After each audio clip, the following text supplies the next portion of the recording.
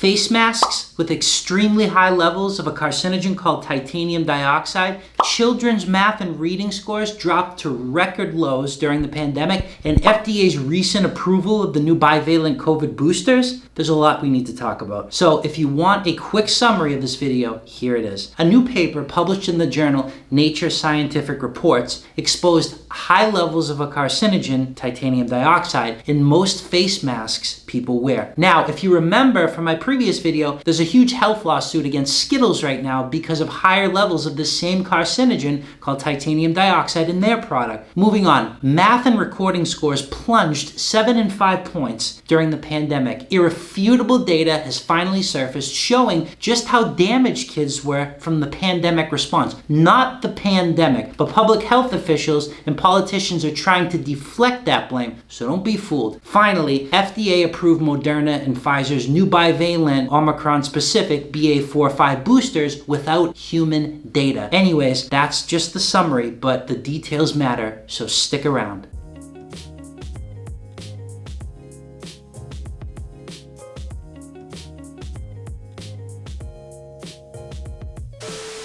Before we begin, please like this video, subscribe to the channel, and hit that bell in the bottom right hand corner so you can be notified when my new videos come out. Also, click my social links in the description if you want more content like this. I post extra exclusive content on Substack and Patreon if you're interested. And also, I now have YouTube memberships to give you access to more content, so just click the join button above. Anyways, let's get into this. Now, I'm going to pull up my newest Substack post so we can go over all of this data. Hold on one sec.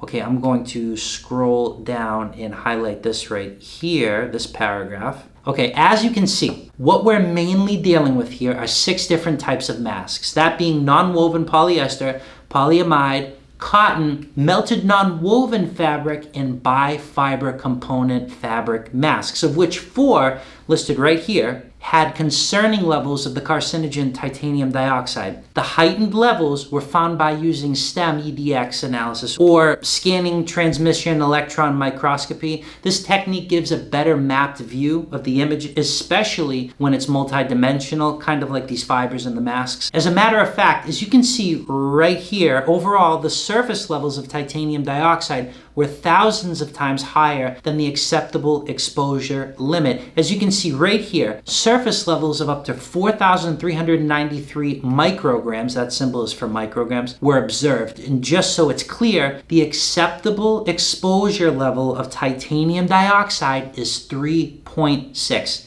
Yes, 3.6 micrograms. The most shocking part, those measurements were just the surface levels of the carcinogen titanium dioxide in most of the masks. Now, let me explain. I actually have to pull up the study first to get into this a little bit more, so hold on one sec. And I'm going to scroll down here and highlight this. Now, using ICP-OES, which is a way to estimate the number of something in an entire sample, well, in this case, that something being titanium dioxide, well, that ICP-OES measurement found that depending on the mask, up to 0.8 to 152 milligrams were identified per mask, which is actually 800 micrograms to 150,000 micrograms. Now, understand, when you breathe through these masks, you are dislodging this stuff and breathing it in. Now, look here. These are all different types of masks from this report, and the small white specks are actually titanium dioxide. However, look at figure D right here.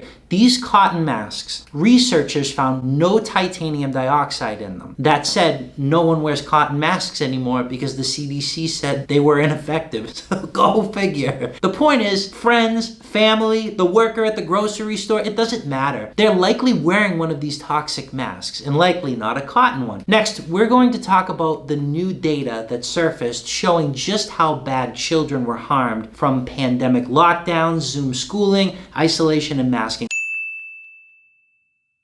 Let me pull up my Substack post again. Now, I'm going to scroll down here and I'll highlight this first sentence right here. So as you can see, during the pandemic, math and reading scores dropped 7 and 5 points respectively, which is the largest simultaneous decline of both reading and math in 30 years. Now, I'm going to scroll down even further here and show you some graphs, so hold on. So look here at the far right of the line graph. You see that from 2019, which is pre-pandemic, to 2022, there's a steep regression in national math and reading scores. Also, if you look to the far right here, there's a chart breaking down those most affected by demographic. As you can see right here in math, Black and Hispanic demographics were most affected. Black children lost 13 points and Hispanic children lost 11 points from 2020 through 2022. Now, moving further down where it says reading, both Black and Hispanic children lost 6 points. So sad. Now, let me pull up this Washington Post article because they presented this data actually. Hold on one sec. Let me scroll down here and I'm going to highlight the statement by Peggy Carr, who's actually the commissioner of NCES, or the National Center of Education Statistics. She said, quote, "It's clear that COVID-19 shocked American education and stunned the academic growth of this age group." First of all, it wasn't COVID-19's fault. It was the pandemic response. You know, things like masking, locking kids down, COVID isolation, school closures, virtual learning. It destroyed these kids. These politicians and people like Peggy Carr from these alphabet agencies, whose quote I just read you, are trying to pivot and blame COVID instead of taking responsibility. Now that the data is coming out showing they did a terrible job. The reality of this situation is people like Peggy, politicians, and teachers unions destroyed these children. And I argue the full magnitude of learning loss won't be felt for years to come. These kids will have much less upward mobility in life because of such profound learning loss. And of course, those most affected were demographics of people who statistically have some of the worst chances of upward mobility in the world, like Black and Hispanic demographics. So unbelievably sad. These public health officials, politicians, and teachers unions, they claim they care about minorities. They clearly don't. Now let's talk about the FDA's recent approval of these bivalent COVID boosters.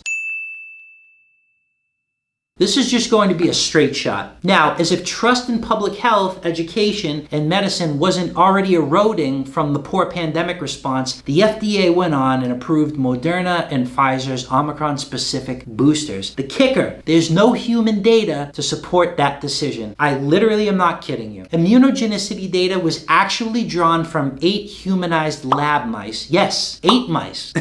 The rationale behind this is that the yearly flu vaccines are tested this way, only on mice. And since flu vaccines are tested this way, the same can work for mRNA vaccines like Pfizer and Moderna. Wrong. mRNA vaccines and flu vaccines are two completely different constructs. This is obvious. The flu vaccine has decades of research behind it. mRNA vaccines from Pfizer and Moderna do not. That's like saying apples are oranges. It's true they're both fruit, but that does not mean they have the same nutritional composition or will even affect the body in the same way. For instance, oranges contain over 100% more vitamin C than apples do. So there could be an argument made that because there's more vitamin C in oranges, they have a stronger antioxidant or healing effect on the body. Similarly, flu vaccines use either egg-based, cell-based, or recombinant technology. On the other hand, Pfizer and Moderna use something completely novel to the masses called mRNA technology. One does not equal the other. Moving on. You should also know the other data submitted by these companies to gain FDA approval for their bivalent vaccines was immunogenicity data from a completely different vaccine. A completely different vaccine against a completely different COVID strain. That COVID strain being Omicron BA1, not the currently circulating strains BA4-5. It is clear the FDA has completely lowered their bar, and because of that, trust in public health is nearly dead. So what does all this mean? Well, between the disturbing levels of cancer-causing carcinogens seen in face masks from a recent scientific report in Nature, data coming out quantifying the harms kids endured during the pandemic, and hasty FDA approvals of vaccines, I'd say it's quite clear anyone with a half a brain in their head understands that politicians, scientists, public health officials, and teachers unions did more harm than good during this pandemic. Anyways, those are the facts. If there's anything you'd like to learn about in the future, please leave it in the comments section below, and I'll see you on the next one.